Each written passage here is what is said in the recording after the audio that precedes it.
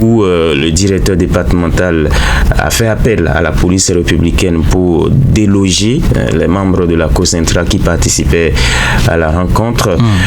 Ces derniers n'ont visiblement pas compris ce tact du directeur départemental, et donc ils ont pondu un communiqué dont nous avons eu copie ici au niveau de la radio Fraternité.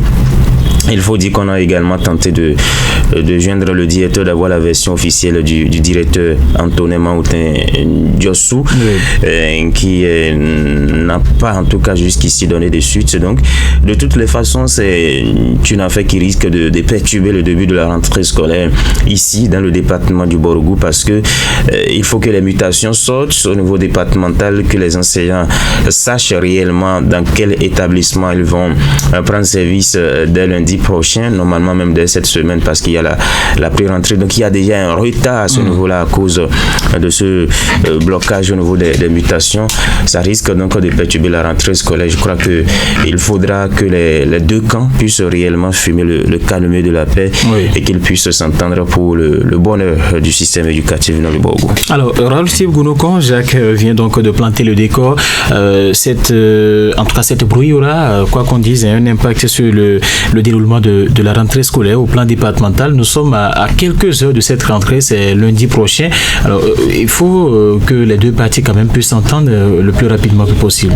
Oui, il faut que les deux parties puissent s'entendre, et en tête le directeur départemental en charge des enseignements secondaires, techniques et de la formation professionnelle, Antonin Diossou, qui doit prendre rapidement le contrôle de la situation.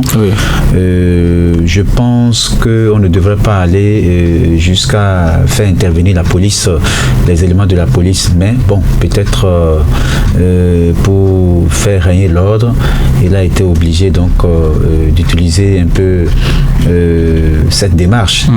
Mais je pense que comment en est-on arrivé là, au point même où on a été obligé donc de faire appel à des forces de l'ordre pour vous voyez, c'est dans un contexte comme celui-là, moi je pense que ça pose un problème. Et déjà qu'on en soit arrivé là, et au point où que ce soit la police qui vienne déloger des enseignants, moi ça me dérange un peu. C'est dit que le mal est déjà profond, et il va falloir que rapidement le directeur départemental puisse prendre le contrôle de la situation, et réunir les deux acteurs. On parle de l'Alliance Aube Nouvelle et l'autre alliance, la COSINTRA, voilà, et donc qui a obtenu 56% des voix contre l'alliance Aube Nouvelle, et qui s'était en sortie deuxième avec 31% des suffrages. Il va falloir que on puisse rapidement réunir les deux parties et avoir des échanges et respecter les tests. Ce qui est sûr, il y a des tests. Que disent les tests? Il faut qu'on puisse recourir aux tests et puis faire les choses dans les règles de l'art. Mais comme l'a dit Jacques, moi-même je redoute une perturbation si on ne met pas les quelques jours qui restent avant le 16, avant la rentrée. Et là déjà, en quelque sorte, on est en retard. On est en retard, et si on ne règle pas rapidement ce différend et on le traîne jusqu'au 16, ça va forcément avoir un impact sur la rentrée scolaire, et que le gouvernement veut quand même apaiser sur l'ensemble du territoire national. Donc il va falloir que le directeur départemental, qui représente le ministère de l'enseignement secondaire, puisse prendre la mesure de la situation et aller très vite réunir toutes les parties, et pour rapidement éteindre ce feu qui est en train de s'allumer, pour que cela ne détaille pas sur la prochaine rentrée scolaire. Alors Jacques Debré, la moindre des choses, c'est quand même s'entendre. Vous l'avez rappelé tout à l'heure, il y a une majorité, il y a une minorité. Alors le mieux, c'est de s'entendre, en tout cas pour trouver une porte de sortie, le juste milieu pour installer quand même cette commission et passer donc aux mutations. C'est une étape importante, il faut le préciser aussi. Quand on démarre une année scolaire, il faut en tout cas changer un peu pour que on renforce un peu la qualité de l'enseignement dans certaines écoles comme on le fait. Donc il faut s'entendre, c'est l'important.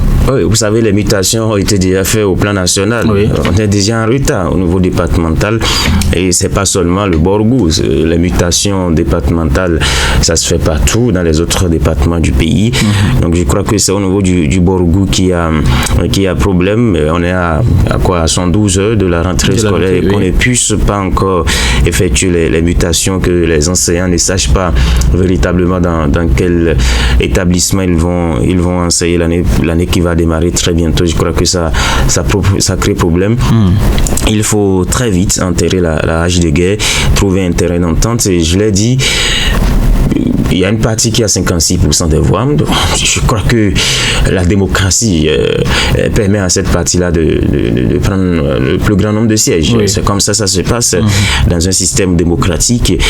Mais qu'on en soit là à vouloir faire du 50-50, ceux dont ne veulent du tout pas entendre parler les membres de la COSENTRA, je crois que ça frise un peu une mauvaise foi si c'est véritablement ça qui se passe sur le terrain, parce que s'il y a 56%, vous avez 31%, on ne peut pas se partager les choses à pas égales. C'est pas possible. Donc il devrait également avoir une clé de répartition. Il y a un arrêté qui, je crois, donne les détails par rapport à la répartition de ces 6 membres-là. Il faut faire recours à cet arrêté-là pour situer les uns et les autres afin que on ne puisse pas tergiverser, durer autour de ce petit souci-là qui risque, comme on l'a dit, de perturber l'année scolaire si on n'arrive pas à profiter de ces quelques jours qui restent encore pour trouver un point d'entente. Mais j'ose quand même croire, ce sont des intellectuels qu'ils vont trouver une solution d'ici là pour le bonheur des apprenants, pour le bonheur du système éducatif dans le Borgou.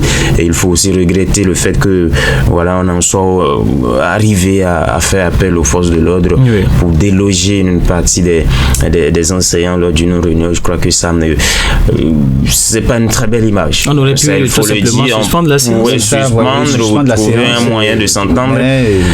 Bon, les autres ont dit qu'ils n'étaient pas là non plus. Voilà pourquoi j'ai dit, malheureusement, le directeur ne se fait pas disponible pour l'instant afin qu'on puisse avoir sa version des faits. Oui. Mais c'est assez regrettable que les policiers viennent déloger une partie des enseignants. Ils se sont retrouvés dans une buvette de la place pour continuer leurs échanges. C'est là-bas, ils ont même pondu ce communiqué-là pour dénoncer le comportement du directeur départemental Antonin Diossou. Même au-delà de ça, il faut enterrer la rage de guerre, il faut trouver un point d'entente pour le bonheur de tous. Voilà, c'est très important. Merci à vous, Jacques Edegbe, Raoul Sivgounou. Mesdames et messieurs, c'était le mini-débat ce matin dans la